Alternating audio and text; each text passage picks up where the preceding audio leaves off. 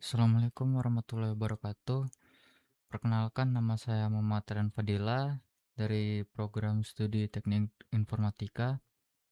Pada kesempatan kali ini saya akan mempresentasikan materi yang berjudul merangkai data menjadi tampilan, model class dan list file builder pada aplikasi chat Flutter. Pada presentasi ini saya akan menjelaskan bagaimana model data itu digunakan untuk mempresentasikan objek di Flutter, bagaimana data tersebut diolah hingga akhirnya dapat ditampilkan menjadi daftar chat yang dinamis dan efisien menggunakan list file builder. Baik, langsung saja kita masuk slide pertama. Jadi sebelum masuk ke pembahasan utama, ini apa yang akan kita kuasai terlebih dahulu. Nah, yang pertama kita akan memahami terlebih dahulu apa yang dimaksud dengan model data dan mengapa model data itu penting dalam pengembangan aplikasi Flutter. Setelah itu kita akan mempelajari cara merancang model user dan model message sebagai representasi data pengguna dan data pesan. Selanjutnya saya akan menjelaskan penggunaan list view builder untuk menampilkan daftar data secara dinamis dan efisien. Ya, kemudian kita akan melihat bagaimana model data tersebut digabungkan sehingga membentuk tampilan daftar chat yang dinamis. Dan di bagian akhir akan ditunjukkan studi kasus pembuatan halaman home chat lengkap dengan fitur pencarian. Setelah mengetahui gambaran materi, kita akan masuk pembahasan pertama, yaitu apa itu model data. Model data merupakan cara untuk merepresentasikan data nyata ke dalam bentuk objek di bahasa Dart sehingga data menjadi lebih terstruktur, aman, dan mudah dikelola. Nah, seperti di contoh di kiri ini ketika kita tidak menggunakan model. Nah, data disimpan dalam bentuk map, string, dynamic. Nah, cara ini memang bisa digunakan, tetapi cukup berisiko karena jika terjadi kesalahan dalam penulisan, misalnya kontak apa namanya nih, hanya terpencet 2 gitu kan, typo. Nah, program ya bakal mengalami bug dan kesalahan tersebut seringkali kita notice pas aplikasinya itu dijalankan. Nah, sedangkan di sebelah kanan ini adalah contoh menggunakan model class. Jadi data direpresentasikan dalam sebuah class, misal user, sehingga kita cukup mengakses properti seperti user.nama. Nah, cara ini lebih aman dan juga didukung fitur autocomplete dari ID. Nah, selain itu ada penggunaan model memiliki beberapa keuntungan. Yaitu yang pertama tab safety sehingga kesalahan tipe data dapat dideteksi lebih awal, terus mendukung autocomplete, dapat digunakan kembali di berbagai aplikasi atau reusable, serta lebih mudah diuji karena modelnya itu dipisah dari tampilan atau antar muka pengguna. Nah, selanjutnya kita masuk ke model user, yaitu kelas yang digunakan untuk merepresentasikan data seorang pengguna pada aplikasi chat. Pada bagian kiri ini tampilkan struktur kelas user. Kelas ini menyimpan beberapa informasi penting seperti ID pengguna, nama, email, foto profil, status online, dan waktu terakhir aktif. Nah, ini di bagian kanan terdapat beberapa komponen utama dari model user. Yang pertama adalah property atau fields, yaitu data yang yang dimiliki oleh setiap objek user. Pada contoh ini digunakan kata kunci final agar nilainya tidak berubah setelah objek dibuat, sehingga data menjadi lebih aman dan konsisten.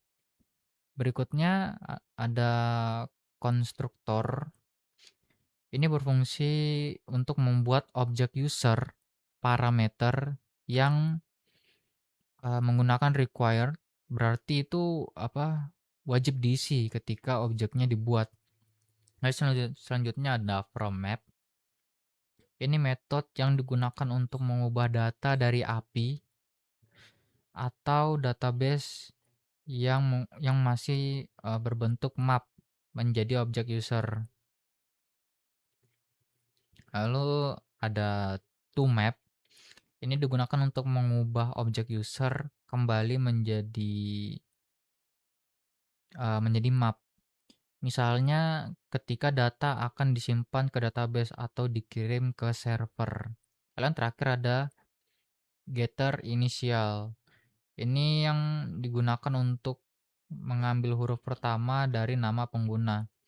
Nilai ini nantinya dapat dimanfaatkan sebagai avatar sederhana pada komponen circle avatar. Setelah membahas model user, selanjutnya kita masuk ke model message, yaitu class yang digunakan untuk merepresentasikan setiap pesan pada aplikasi chat. Nah, di sini ditampilkan ada struktur class message-nya. Jadi setiap objek message menyimpan beberapa informasi penting seperti ID pesan, ID pengirim, ID pengiriman, maksudnya waktu pengiriman, terus status pesan, serta informasi apakah pesan tersebut itu dikirim oleh pengguna sendiri atau melalui properti is from me. Selain itu terdapat enum message status. Ini yang digunakan untuk menunjukkan status pengiriman pesan, yaitu terkirim, tersampaikan, dan dibaca. Jadi pengguna enum membuat nilai status menjadi lebih terstruktur dan menghindari kesalahan penulisan dibandingkan menggunakan teks biasa. Nah, di dalam ini ada class-nya, terdapat getter status icon yang eh, apa ya? Yang gunanya itu untuk mengubah status pesan menjadi ikon centang sesuai kondisinya. Misal satu centang itu pesannya terkirim terkirim doang, lalu kalau 2 centang itu pesannya sudah dibaca. Nah, dengan adanya model message ini setiap pesan memiliki informasi yang lengkap. Sehingga aplikasi dapat menampilkan isi pesan, waktu pengiriman, hingga statusnya itu dibaca seperti yang bisa kita lihat pada aplikasi chat modern kayak WhatsApp. Lanjut langkah berikutnya ini menghubungkan model tersebut dengan sumber data. Nah, disinilah perannya from map dan to map. Jadi diagram di bagian atas ini menunjukkan alur perpindahan data. Ada 4 nih. Ini datanya berasal dari API atau database yang umumnya masih berbentuk JSON atau map agar dapat digunakan dengan mudah di dalam aplikasi Flutter. Nah, data tersebut diubah menjadi objek Dart menggunakan metode fromMap. Setelah menjadi objek, data dapat diolah dan ditampilkan pada aplikasi. Ketika data ingin disimpan ke database atau dikirim ke server, objek tersebut diubah lagi menjadi bentuk map atau JSON menggunakan metode toMap. Nah, contohnya di sebelah kiri ini ada penggunaan from map. Ini saat aplikasi menerima data dari API. Sedangkan contoh di sebelah kanan itu menunjukkan toMap. ketika data akan disimpan ke dalam atau dikirim kembali melalui REST API. Nah, dengan from map dan to map ini berfungsi sebagai apa ya, kayak jembatan jembatan yang menghubungkan data mentah dari luar aplikasi dengan objek yang digunakan di dalam aplikasi Flutter. Selanjutnya kita masuk ke penggunaan data dummy. Data dummy untuk pengembangan awal. Nah, data dummy ini adalah data sementara yang dibuat secara manual untuk membantu proses pengembangan aplikasi. Jadi dengan adanya data dummy ini kita dapat membangun dan menguji tampilan aplikasi tanpa harus apa ya, menunggu backend gitu nah atau API selesai dibuat. Jadi contohnya di sebelah kiri ini ada nama Ahmad Fauzi Budi Santoso. Jadi di sebelah kiri ini ada dua buah list, yaitu dummy user yang berisi data pengguna dan dummy message. Ini berisi data pesan. Nah, data tersebut ini dibuat menggunakan model user dan model message yang telah dijelaskan sebelumnya. Kemudian di bagian kanan ini terlihat hasil penggunaan pada tampilan aplikasi chatnya. Jadi informasi seperti nama pengguna, isi pesan terakhir, waktu pengiriman, status pesan, hingga jumlah pesan yang belum dibaca itu dapat ditampilkan menggunakan data dummy tersebut. Ya ini sama. Ada Ahmad Fauzi di sini dan Budi Santoso juga di sini ada. Nah, ini pendekatan ini tuh sangat membantu karena pengembangan dapat fokus terlebih dahulu pada desain desain antarmukanya dan logika aplikasinya. Terus nantinya ketika backend sudah tersedia, data dummy ini hanya perlu digantikan dengan data yang berasal dari API tanpa mengubah tampilan yang sudah dibuat. Lanjut di sini ada list file builder untuk data Namis. Ini widget yang digunakan untuk menampilkan daftar data secara dinamis di Flutter. Jadi misal di sebelah kiri ini ada contoh penggunaan list view yang biasa.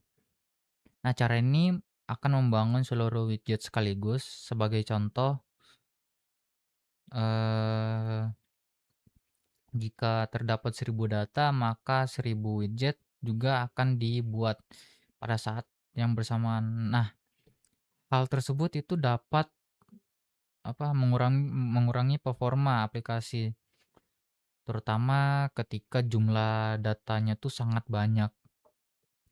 Nah, sedangkan di sebelah kanan ini adalah penggunaan list file builder yang berbeda dengan list view biasa. Nah, jadi widget ini hanya membangun item yang sedang terlihat di layar. Jadi ketika pengguna melakukan scroll, item berikutnya akan dibuat secara otomatis sesuai kebutuhan. Nah, pendekatan ini membuat penggunaan memori menjadi lebih efisien dan performa aplikasi tetap terjaga. Lanjut di bawah ini bagaimana display bekerja. Di misalnya item pertama dan kedua sedang terlihat sehingga keduanya dibangun. Sementara item berikutnya belum dibuat karena belum ditampilkan di layar. Jadi yang kelihatan itu cuma di layarnya saja. Nah, selain itu ada terdapat dua parameter utama yaitu item count yang menentukan jumlah data dalam list dan item builder yang bertugas membangun tampilan setiap item berdasarkan indeksnya. Nah, jadi dengan menggunakan list view builder ini, aplikasi kita tuh mampu menampilkan daftar yang panjang secara lebih cepat dan efisien, teman-teman. Nah, langkah berikutnya adalah menentukan tampilan setiap item pada daftar tersebut. Untuk itu kita gunakan widget Chatil. Chatil merupakan widget yang merepresentasikan satu baris percakapan pada aplikasi chat. Dengan membuat widget khusus seperti ini, tampilan menjadi lebih rapi dan dapat digunakan kembali di berbagai bagian aplikasi. Nah, pada contoh ini di sebelah kiri ini, terlihat bahwa satu chatel menampilkan beberapa informasi sekaligus. Tadi di bagian leading ini berisi avatar pengguna beserta indikator status online. Kemudian titel digunakan untuk menampilkan nama kontak, sedangkan subtitle menampilkan cuplikan pesan terakhir beserta status pengirimannya. Terus di bagian trailing ini ada waktu pesan yang ditampilkan waktu pengiriman pesan serta budget yang menunjukkan jumlah pesannya yang belum kita baca. Selain itu ada on tap juga yang berfungsi untuk menangani aksi ketika pengguna menekan salah satu chatnya, misal membuka halaman chatnya lah.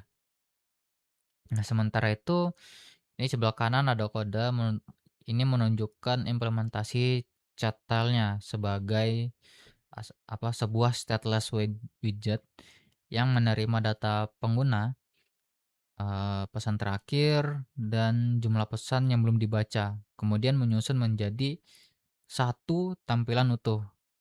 Nah, dengan widget yang seperti ini dapat, digunakan kembali seperti chat tile. Kode menjadi lebih rapi, lebih mudah dipelihara, dan tidak perlu menulis tampilan yang sama berulang kali. Seperti itu, teman-teman. Lanjut, pada slide ini ditampilkan studi kasus bagaimana seluruh komponen yang kita bahas sebelumnya tuh kita gabungkan menjadi sebuah halaman home chat. Jadi prosesnya tuh dimulai dari model user dan model message yang digunakan sebagai struktur data. Selanjutnya, data diperoleh dari data dummy atau nantinya dapat digantikan menjadi data yang berasal dari API.